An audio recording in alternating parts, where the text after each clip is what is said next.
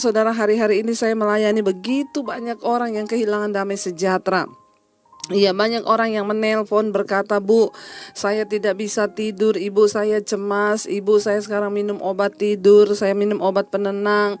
Iya, bahkan beberapa berkata rasanya udah mau bunuh diri melihat keadaan, kehilangan pekerjaan dan lain sebagainya. Saudara, kita tidak bisa pegang kendali atas apapun di dunia ini, bahkan atas apa yang akan terjadi. Namun satu hal yang saya percayai, saudara, ya, kita bisa mengendalikan bagaimana kita berespon terhadap semua keadaan. Alkitab memang berkata di hari-hari yang terakhir akan datang masa yang sukar. Ya, masa yang sukar, ya. Baik itu kesukaran dari luar, keadaan yang tiba-tiba berubah bahkan tanpa bisa kita prediksi. Ya, ada begitu banyak orang yang kehilangan pekerjaan, bahkan untuk melanjutkan hidup sekarang banyak yang bingung. Tapi disinilah saya percaya kita sedang dimurnikan oleh Tuhan. Kita ada di masa-masa pemurnian hari-hari ini. Ya, bagaimana kita harus fokus kepada Tuhan supaya kita keluar sebagai pemenang. Bukankah Tuhan berkata, firman-Nya berkata, ya, ada tertulis, aku akan menggoncangkan satu kali lagi. Aku akan menggoncangkan bukan hanya bumi saja tetapi langit juga, ya, supaya tinggal tetap satu umat yang tidak tergoncangkan. Nah, saudara, bagaimana kita berespon menghadapi semua yang terjadi di depan kita, bagaimana kita berespon terhadap semua keadaan ini, itulah yang terpenting. Hari ini tema firman Tuhan adalah ketenangan yang sejati. Iya, saudara, ketenangan hari-hari ini menjadi sesuatu yang langka dan bahkan itu menjadi barang yang mahal. Kenapa? Ya, seberapapun kita punya uang, kita nggak akan pernah bisa beli yang namanya ketenangan itu.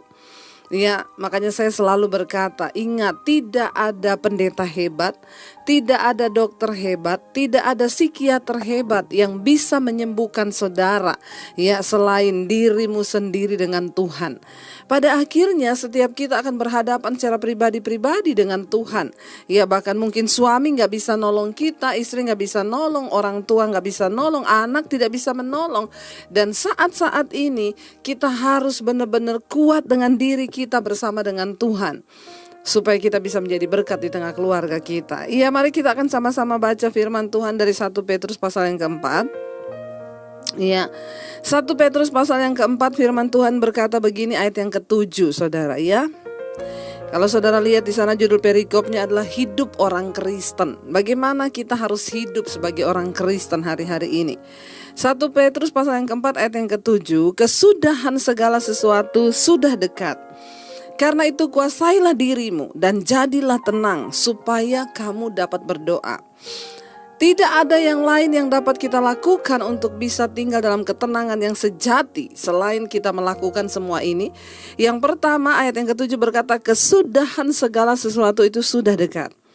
Mungkin ada orang yang berkata dari dulu juga katanya mau kiamat, buktinya sampai sekarang gak kiamat, ya. Saudara, bukan urusan kita, bukan bagian kita untuk cari tahu kapan Tuhan datang. Ya, tetapi di Alkitab ada tanda yang sudah diberikan, ya.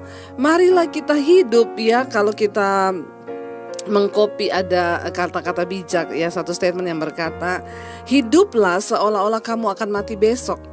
Ya, mari kita melihat, saudara, kita mati bukan hanya karena kena virus corona. Ya, kesudahan segala sesuatu itu sudah dekat. Kalau kita bicara tentang kiamat, ada yang berkata dari dulu juga zaman opa-opa kita juga dibilang udah mau kiamat, buktinya nggak kiamat-kiamat. Ya udah, kita berbicara kiamat dalam tanda kutip kiamat kecil, yaitu kematian. Ya, kita nggak pernah tahu kan umur kita sampai kapan. Ya, ada orang yang hari ini ketawa-ketawa, besok kita dengar sudah dipanggil Tuhan. Ya, kita gak pernah tahu. Hidup yang Tuhan beri ini Tuhan bisa percayakan. Tidak ada satu orang pun yang bisa mengendalikan yang namanya kematian dalam kehidupannya. Ya, tetapi kita bisa menentukan bagaimana cara kita berespon untuk menghadapi setiap saat kesudahan di hidup kita. Mungkin itu kiamat, mungkin pengangkatan, mungkin kematian. Yang terpenting kita sadar dulu, kesudahan segala sesuatu itu sudah dekat. Ya, bicara tentang kematian, bicara tentang akhir zaman, kita semua harus berjaga-jaga. Hiduplah seolah-olah kamu akan mati besok. Kalau orang tahu besok dia mau mati, dia gak mungkin bersinah lagi hari ini. Kalau orang tahu besok dia mau mati, dia nggak mungkin kepahitan lagi hari ini. Dia akan beresin seluruh hidupnya. Dan itulah yang Tuhan mau. Ya, mari kita tanamkan dalam benak kita, pikiran kita, kesudahan segala sesuatu itu sudah dekat.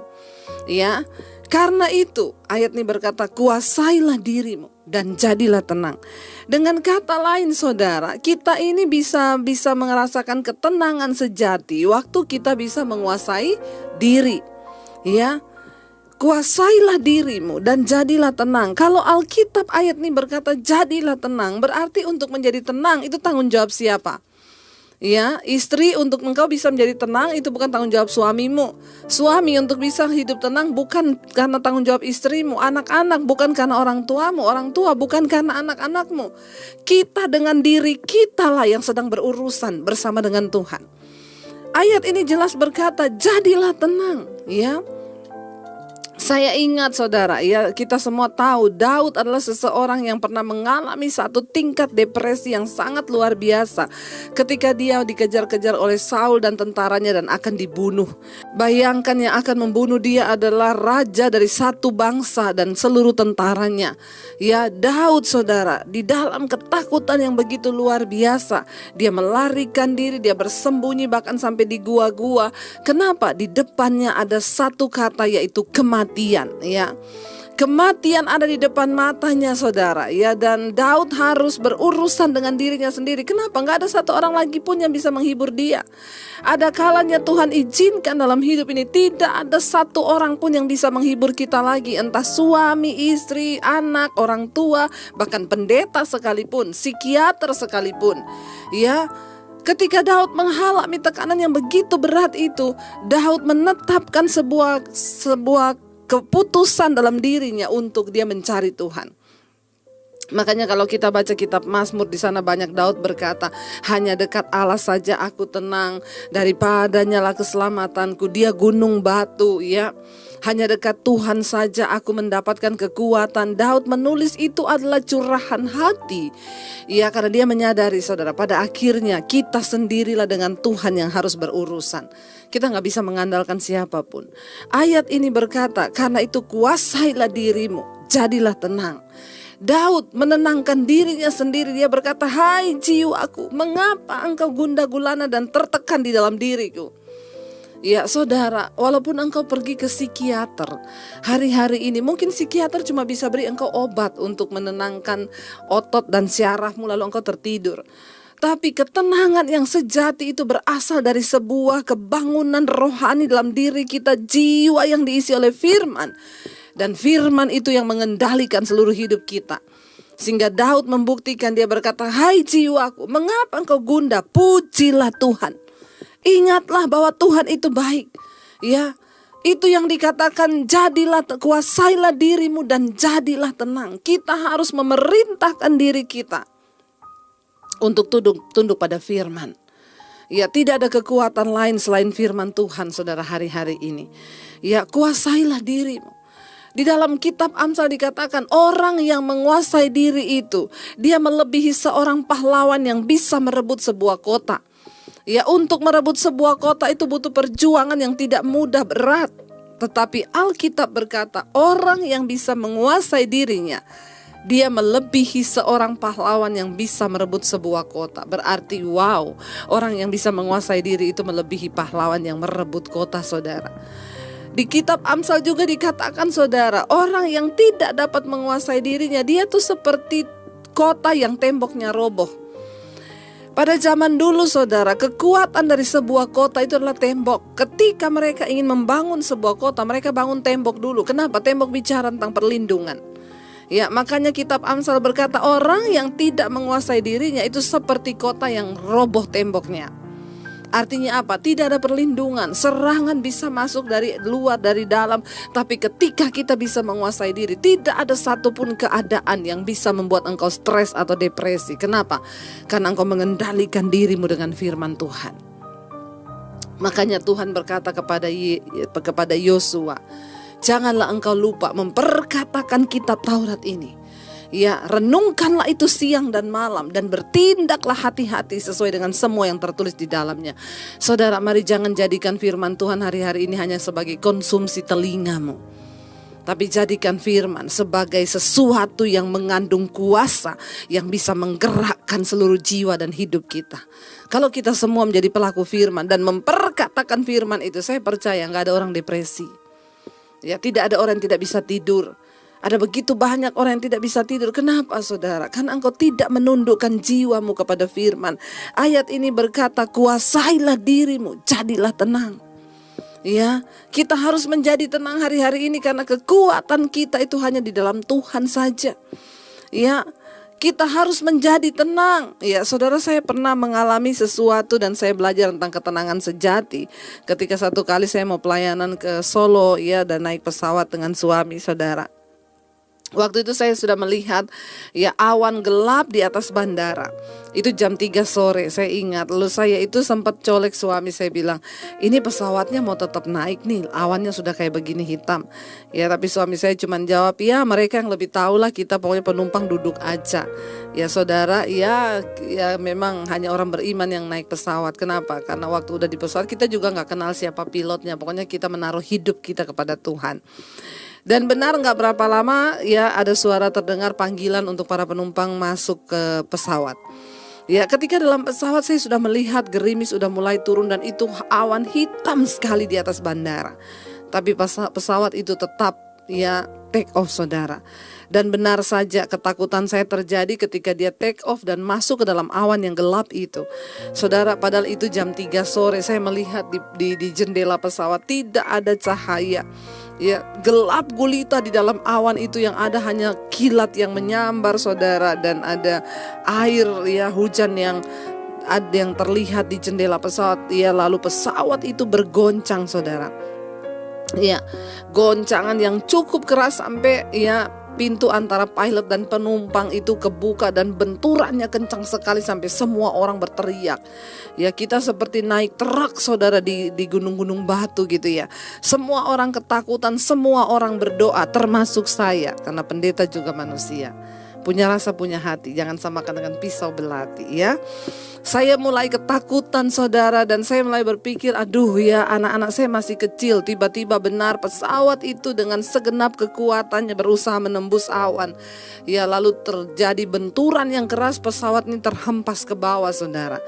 Aduh, saya benar-benar saya menggenggam erat tangan suami saya dengan rasa takut yang begitu ya. Saya cuma pikir, anak saya masih kecil, Tuhan. Kalau sudah waktunya saya dipanggil Tuhan dengan cara ini, kami mengalami kecelakaan pesawat, ya sudah. Saya percaya Tuhan, anak-anak saya Tuhan yang lindungi. Saya menyerahkan roh, jiwa, dan tubuh saya dalam tangan-Mu. Semua orang berteriak, saudara ya. Saya juga berteriak, Tuhan Yesus, dalam nama Yesus, karena lama goncangan itu. Tiba-tiba, saudara, di tengah ketakutan yang begitu hebat, ya ada suara lembut yang berkata di hati saya, ayo nyanyi. Ya, kuasai dirimu, nyanyi, naikkan pujian. Ketakutanmu tidak akan mengubah keadaan ini. Ya, tetapi kamu bisa mengontrol bagaimana kamu bisa berespon terhadap semua keadaan yang buruk sekalipun. Ya, lalu saya mulai ya nyanyi, saudara. Ya, saya ingat banget waktu itu saya nyanyi, di saat badai bergelora, ku akan tenang bersamamu. Bapa, kau raja atas semesta, ku tenang sebab kau Allahku. Pesawat itu masih bergoncang, semakin bergoncang saya semakin kencang nyanyi. Di saat badai bergelora. Ya, lalu saudara, tiba-tiba ya pesawat itu terus naik, lalu dia menembus awan yang hitam itu dan terang benderang, cuacanya cerah, tidak ada mendung sama sekali, dan ya benar-benar tenang di atas udara itu. Ya, dan semua orang bernafas lega, saudara ya. Lalu saya mendengar satu suara yang berkata di hati saya, ketenangan sejati itu berada di tengah badai. Kalau semua keadaan lagi baik lalu kamu tenang, itu biasa. Ya, kalau uangmu lagi banyak kamu tenang, orang dunia pun sama. Kalau keluargamu lagi baik-baik saja, kamu tenang, itu semua biasa. Waktu suamimu lagi baik-baik saja dan kamu tenang, semua orang juga sama. Tetapi ketika semua keadaan terbalik saudara. Ya, waktu keuanganmu sedang digoncang dan engkau berusaha tetap tenang di dalam Tuhan, itu yang luar biasa. Ketika rumah tanggamu sedang digoncang tapi kamu tetap tenang dan mempercayai janji Tuhan, itu yang luar biasa. Saat kesehatanmu mungkin sedang diuji, engkau sedang sakit hari-hari ini dan engkau tetap tenang, itu yang luar biasa. Di saat dunia sedang bergoncang dengan segala kemelut pandemi dan orang yang kehilangan pekerjaan, isu tentang krisis ekonomi yang akan terjadi, dan kita tetap tenang karena mempercayai firman Tuhan, itu yang luar biasa saudara. Ya, ketenangan sejati itu berada di tengah badai. Ayat ini berkata, kuasailah dirimu dan jadilah tenang. Tidak ada orang lain. Ketenangan sejati itu muncul dari dalam, bukan keadaan yang dari luar. Ya, dengan kata lain, ya bukan bahagia yang bisa bikin kita bersyukur, tapi bersyukur yang bisa bikin kita bahagia. Ini sesuatu yang dari luar. Kalau bahagia yang membuat kita bersyukur, berarti keadaan di luar dulu. Ya, terlihat bahagia baru kita bisa bersyukur. Tapi kalau bersyukur membuat kita bahagia, ini sesuatu yang keluar dari dalam. Nah, kebahagiaan dan ketenangan sejati itu sifatnya sesuatu yang keluar dari dalam, ya. Dan Tuhan mau saudara, kita semua menjadi tenang. Kenapa? Karena kita punya janji firman Tuhan. Jadilah tenang, kata ayat ini, supaya kamu dapat berdoa. Saudara, doa adalah kekuatan kita. Doa adalah nafas hidup orang Kristen. Doa adalah cara satu-satunya kita membangun hubungan kita dengan Tuhan. Tetapi ya, ketika kita berdoa dengan rasa yang tidak tenang, maka doa kita tidak akan dijawab oleh Tuhan. Waktu engkau tidak tenang, kuasai dulu dirimu, jadilah tenang supaya kamu dapat berdoa. Ya, ayat ini mengandung arti yang luar biasa. Kenapa kita harus tenang? Supaya kita dapat berdoa. Orang yang gak tenang itu gak bisa berdoa, gak fokus. Makanya banyak yang tanya, Bu, saya doa itu kenapa gak fokus? Ya karena kamu gak tenang. Tenangkan dulu pikiranmu, tenangkan dulu hatimu. Dengan kata lain, orang yang tenang dan berhasil menenangkan dirinya dengan firman, itu adalah orang yang beriman. Dan doa yang berkuasa adalah doa orang benar yang dinaikkan dengan rasa percaya sungguh kepada Tuhan. Hanya orang yang tenang yang memiliki iman. Tanpa ketenangan, engkau tidak memiliki iman. Orang yang tidak tenang berarti dia tidak mempercayai Tuhan. Kenapa saudara? Kita harus tenang dulu baru bisa berdoa. Karena doa orang yang tenang itu yang dinaikkan dengan iman. Ya, karena Alkitab berkata di dalam Yakobus, kalau engkau meminta sesuatu kepada Tuhan, mintalah dengan iman, jangan bimbang hatimu. Sebab orang yang bimbang itu seperti gelombang laut yang diombang-ambingkan kian kemari, dan orang seperti itu tidak akan menerima apapun dari Tuhan. Kalau kita berdoa, mari kita percaya hanya orang tenang yang bisa mempercayai Tuhan. Saya percaya saudara, ya kita semua tentu mungkin hari-hari ini sedang ada di dalam badai. Tapi ingat, ketenangan sejati itu berada di tengah badai. Mari kita merenungkan firman ini.